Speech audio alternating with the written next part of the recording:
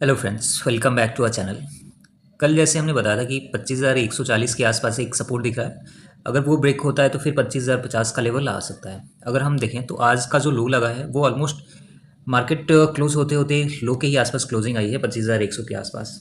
तो अभी अगर हम देखें जो इसका पैटर्न बना है, पहले तो ऐसा लग रहा था कि मतलब 25,400 तक जा सकता है, 250 का हाई भी लगा था। बट वहाँ से फिर से सेलिंग का प्रेशर आया और फिर ऑलमोस्ट वहाँ से 150 पॉइंट अभी नीचे है निफ्टी। अभी अगर हम देखें तो आज जो है एक्सिस बैंक का रिजल्ट आया और कुछ खास है नहीं, मतलब जो प्रॉफिट है, जो सेल्स हैं वो ड्रॉप आउट हुए हैं। तो इस रीज़न से क्या है कि जो H D F C bank के रिजल्ट्स हैं शायद हो सकते हैं वो भी थोड़े से बुरे हैं। इस रीज़न से मार्केट जो है थोड़ा सा नेगेटिव बिहेव कर रहा है अभी।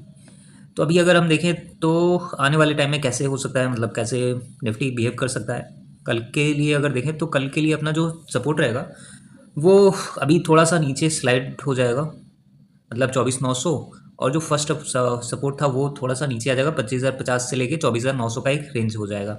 अगर हम ऊपर की साइड में देखें तो ऊपर की साइड में अपना जो रेजिस्टेंस है वो अभी 25,250 और फिर 25,400 का रहेगा। क्योंकि अभी क्या है कि अभी अगर हम देखें पिछले 3-4 दिनों से तो इस जोन में ही फंसा हुआ है निफ्टी। तो ये जोन जब तक क्लियर नहीं होगा तब तक कुछ कहा नहीं जा सकता है। 25,050 का लेवल दिख रहा है डाउन साइड, और हो सकता है कि कल के दिन ये टच भी हो जाए। क्योंकि अभी अगर हम मार्केट देखें तो मार्केट थोड़ा सा नेगेटिव सेंटीमेंट में है, और ये एक तरीके से डबल टॉप कह सकते हैं, डबल टॉप 15 मिनट पे बनता हुआ दिख रहा है।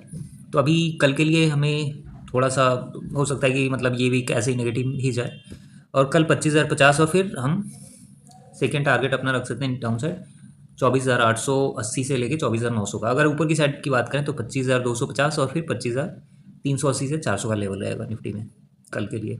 बैंक निफ्टी की बात करें तो बैंक निफ्टी भी कुछ खास मोमेंटम हुआ नहीं, और आज के अगर हाई की बात करें तो ऑलमोस्ट 57,200 के आसपास गया था। फिर वहाँ से डाउन होते होते 56,800 के आसपास क्लोजिंग आई है। कल हमने बात की थी कि इसका जो सपोर्ट है अभी दो लेवल्स हैं, फर्स्ट था 56,900 का और सेकंड था 56,700 के आसपास। तो अभी जो इसका सपोर्ट रहेगा वो फर्स्ट आ जाएगा यहाँ पे ऑलमोस्ट 56,700 पे, और जो इसका सेकंड सपोर्ट है वो ऑलमोस्ट हो जाएगा 56,500 400 के लेवल पे। अगर हम रेजिस्टेंस की बात करें तो 57,200 का रेजिस्टेंस रहेगा। अगर वो ब्रेक हो जाता है तो फिर 57,400 का। H D F C bank की बात करें तो हाल फिलहाल में 2020 के आसपास हाई लगा था। फिर वहाँ से ऑलमोस्ट अगर देखें तो कितना 35 पॉइंट नेगेटिव हो चुका है। अभी 1985 के आसपास क्लोजिंग आई है आज की।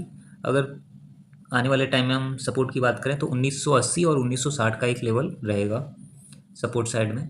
अगर हम ऊपर की साइड बात करें तो 2000 इस लेवल पे, और फिर 2020 का लेवल रहेगा। रिलायंस की बात करें तो रिलायंस लग रहा था एक टाइम पे यहाँ से एक रिकवरी हो जाएगी, बट ऐसा हुआ नहीं, और 2 दिन से पिछले 2 दिनों से मार्केट इसी रेंज में है। जो लो लगा है उसका वो 1475 के आसपास है, और जो हाई लगा था ऑलमोस्ट वो 1490 के आसपास था। तो अभी अगर हम देखें तो ये जो लेवल है 1470 का काफ़ी क्रूशल हो जाता है। अगर ये लेवल ब्रेक होता है तो फिर 1460 का लेवल हमें देखने को मिलेगा रिलायंस में। अगर 1460 ये आता है तो फिर निफ्टी भी काफ़ी नीचे आ सकती है। इवन 24,880 का लेवल भी ब्रेक हो सकता है अगर ये 1460 के नीचे आता है तो। अगर रेजिस्टेंस की बात करें तो 1500 का एक हर्डल है, 1500 और फिर 1520 का।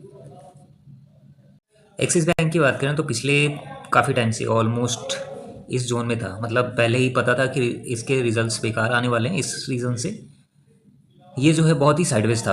अगर हम देखें तो ऑलमोस्ट 1180 और 1160, मतलब 20 पॉइंट में ऑलमोस्ट ये हाफ मंथ निकल चुका है, 2 एक्सपायरी निकल चुकी है। तो अभी अगर हम देखें तो ये लेवल जैसे ही ब्रेक होगा ना, 1150 1155 का है वैसे आज का लो, बट 1150 का लेवल जैसे ही ब्रेक होगा ये हो सकता है कि 1130 1120 के आसपास फिर से एक बार देखने को मिल जाए।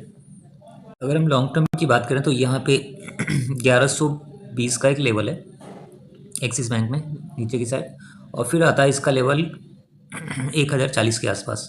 अगर 1120 का लेवल ब्रेक होता है तो फिर 1040 और इवन 1000 भी आ सकता है। तो अगर कह सकते हैं कि आने वाले टाइम में ये जो बैंकिंग सेक्टर है थोड़ा सा वीक रहने वाला है।